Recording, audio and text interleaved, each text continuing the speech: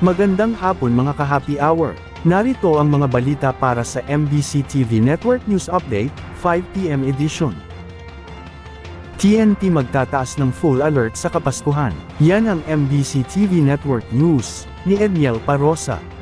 Magdedeklara ng pinakamataas na full alert status sa pambansang pulisya para sa Ligtas Paskuhan 2025. Ayon kay Acting PNP Chief, Police General Jose Melencio Tats Jr., 70,744 na tauhan ng hanay ang kasama sa nationwide deployment. Susuportahan sila ng 6,872 auxiliary unit at 24,526 assets sa mga bahay-sambahan, pasyalan at mga designated firecracker zone.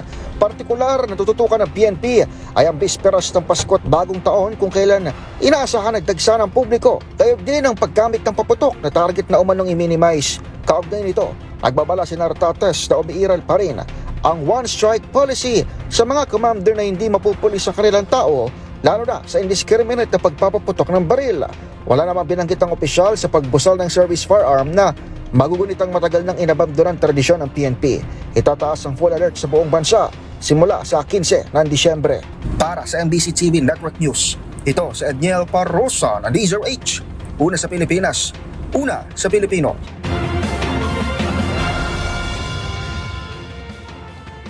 Samantala, sa Metro Manila ngayon, MMDA at DPWH nag-inspeksyon sa Las Piñas City sa ilalim ng bayanihan sa Estero, Malinis na Estero Pamayanan Protektado Program. Ininspeksyon ng Metropolitan Manila Development Authority katuwang ang Department of Public Works and Highways ang isang estero sa Las Piñas City kahapon.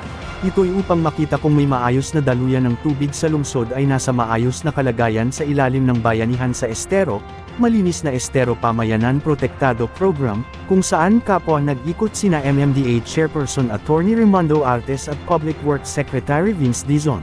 Nagsagawa rin ang MMDA ng clean-up drive sa palibot ng Tartar Creek, upang mapanatili ang kalinisan nito at maiwasan ang pagbara tuwing malakas ang ulan.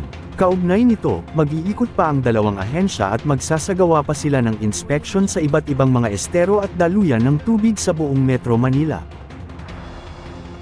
Ating alamin ang mga latest update mamayang alas 5:30 ng hapon, sa programang Metro Manila Ngayon, Afternoon Edition. Bago tayo magtapos, narito na ang Christmas countdown, ngayong araw ng Huwebes. 14 days na lang, Pasko na. At yan ang mga balita para sa MBC TV Network News Update, 5 PM edition. Samahan ninyo kami bukas, mula alas 9 ng umaga, hanggang alas 5 ng hapon.